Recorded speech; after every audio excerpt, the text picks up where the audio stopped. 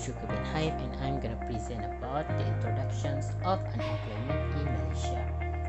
The food industry is a complex global network of various businesses that supply most of the food eaten by the world's population. The links include manufacturers of agriculture and chemical equipment, as well as companies that provide service to agribusiness, such as transport and financial services providers. Unemployment in food industry increasingly widespread among the workers. Unemployment refers to an individual who are employable and willing to work but unable to find a job. In 2019 in Malaysia, there are 3.32% individuals facing this unemployment. Food industry in Malaysia also causes many workers lose their job due to several factors. Example, sophisticated machines that can replace them, and a pandemic like COVID-19. The objective of this video is to find out the causes of unemployment in food industry in Malaysia. Unemployment in food industry has been around for some time, but the causes of this unemployment may be different years by years. Besides that, the other objective of this video is to solving this unemployment problem to continuously increasing annually. After know the cause of unemployment problems, we will find out the best way to reduce this problem and make a discussions on measures to overcome this problem. Assalamualaikum warahmatullahi wabarakatuh. I'm Muhammad Zulfazli bin Muhammad Ju, and now I would like to talk about public policy of food industry in Malaysia. Malaysia is a race-rich nation consisting of China, India, and Malaya. Although Malaysia has many different cultures and race, it is considered a Muslim nation because the parliament is dominated predominantly by the Malays, followed by the Chinese and Indians. As a result, Malaysia is really strict when it comes to such things as law and so on. Food policy is one of them. For example, food found in the country is primarily halal, even though there are customers who are non-Muslim. In Malaysia, food policy decision relevant food legislation are made between Malaysia Ministry of Health and Malaysia Ministry of Agriculture. Both agencies have worked closely together to ensure the protection of public health and to raise awareness of what kind of food customers eat. The Ministry of Health is the one with a higher authority when it comes to relevant food, since the area in which they are involved are broader, such as nutrition assistance, food protection, nutritional guidelines, and labeling of consumable items. The Ministry of Agriculture of Malaysia is responsible for agriculture, such as corn plantation, and so on.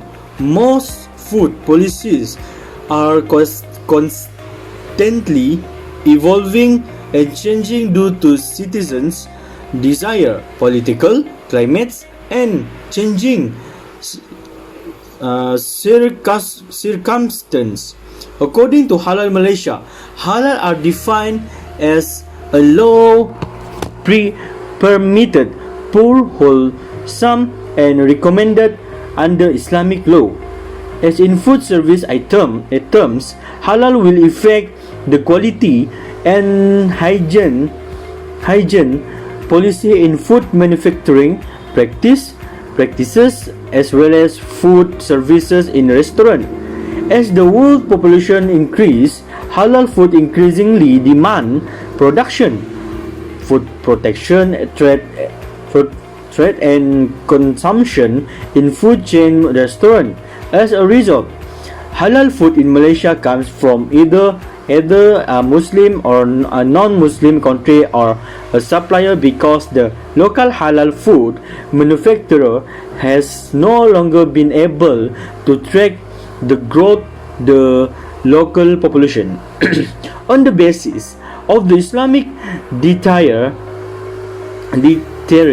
laws in the trade definition order 1975 of Malaysia, there are three major food groups for Muslim, which is halal, haram, and shubha.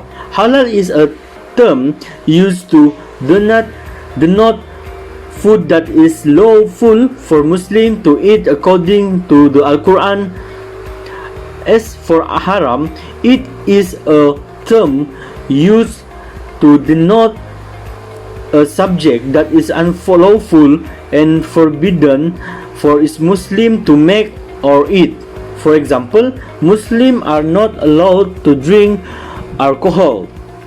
The third and last one is shubha, which means that the food production or method is controversial and should therefore be avoided if possible for Muslim. In addition, the Al-Quran emphasizes that Muslims must eat food that is pure and clean, as specified in the Islamic dietary law. The fact that is built in among Muslims customer in Halal Certification is theoretically growing when it comes to choosing to visit a food premises or a particular product. JAKIM, also known as the Department of Islamic Development Malaysia, has underscored its missionism to ensure that the halal certification process in Malaysia provides the Muslim population with quality assurance on the goods and services it purchases or uses. On the other hand, Malaysia Halal Certification, often referred to as the absolute quality health and sanitation system that includes the adoption of the killing, processing, and other related operations as laid down in Islamic laws. In addition, JAKIM also certifies raw materials, ingredients, and all goods on the basis of production consistency, hygiene consideration, and the protection of consumption of a particular product. Malaysia is considered to be one of the most industrialized countries in South Asia after Singapore. As a result, Malaysia's lifestyle has changed drastically due to a rise in income and education levels. In addition, most restaurants in the country have a simple halal logo in front of the restaurant entrance with the logo struck in the restaurant. It proves that the restaurant is halal, not just for the food but also the whole process of food processing. In addition, the halal restaurant in Malaysia is not permitted to sell pork and alcohol related items. In conclusion, halal food industry in Malaysia is not only a restriction on the way the animal is killed, it goes deeper than that.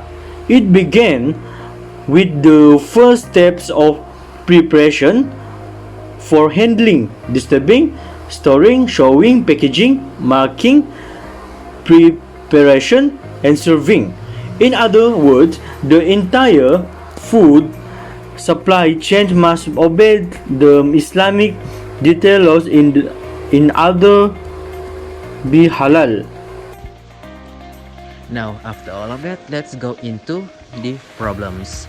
After the process of analyzing the current issue, all of the current issue of macroeconomics that has been happening in food industry actually comes from the number of workers that has been decreasing by a lot. Right now, the number of workers is still maintained by the last number of workers, but it will show a decrease of number of workers in the food industry sooner or later. Indeed, when we talk about decreasing number of workers, one word will pop out in our head. This current problem that the food industry is facing right now is the high number of unemployments. A small number of unemployments happening may only give a small change inside the industry, but we should know even that small change in the industry can bring a small or big impacts towards the industry. If a small number of unemployments happening can give a big change and impact towards the industry, imagine what major big change will a big unemployments happening bring towards the food industry. Let's get into the current issue of the food industry. These are several of the problems that will and may have rise right now in the food industry. The first problem of the food industry food industry may have faced right now is the harsh difficulty to find suppliers to buy and restock their supplies.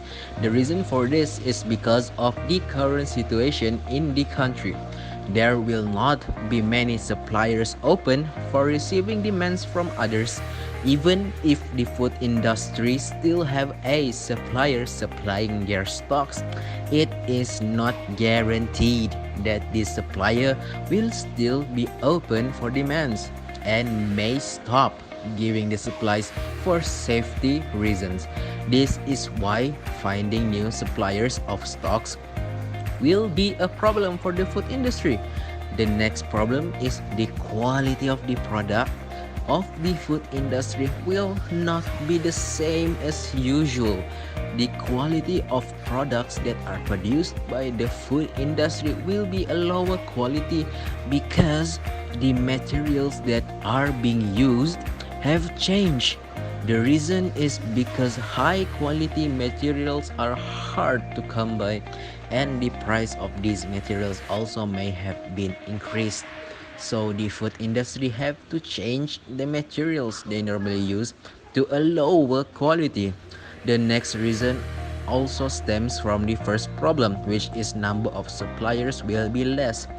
The third issue the food industry is facing right now is the quantity production of products will be less.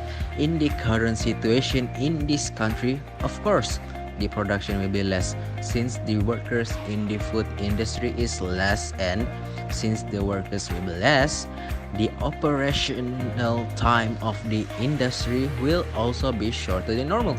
The reason for the shorter operation time is because these small number of workers will not be able to handle all of the big number of activities. Even though they are professional and has been doing their work for so long, their energy is not unlimited and they can be tired too. The final problem the food industry is facing right now is the amount and big number of wasted products that has been produced. Because of the current situation in this country, the number of customers to buy the food industry product will be smaller than normal. Since the number of the customer is small, only a small number of products will be sold, and a lot will stay there and it will go bad. Since a lot will not be sold and will go bad, this is why the food industry will face wasted products. Maintaining customer and production is quite hard for food business, especially in our situation that is COVID-19. Many factory and label cannot operate like always due to the factory need to be closed in order to prevent the virus getting worse. But with the right solution, we can manage to overcome the problem and enable to make income to increase the percentage of survival in food industry. First, we need to understanding and satisfying demand. Knowing that customer drive production demand, it's important to be aware of when and where customers are looking for our product before we expanding our industry. Second is manage our food safety and quality. This is important because for increase our customer, we need to convincing our customer and attract their interest to buy our product. Third is maintaining continuous product development. We need to make innovation and change to food production because customer demand tend to fluctuate and adapt to environment. And lastly, controlling our costs. We need to minimizing waste and improve our efficiency in our production because it can create an operation that more systematic and also increase our profit.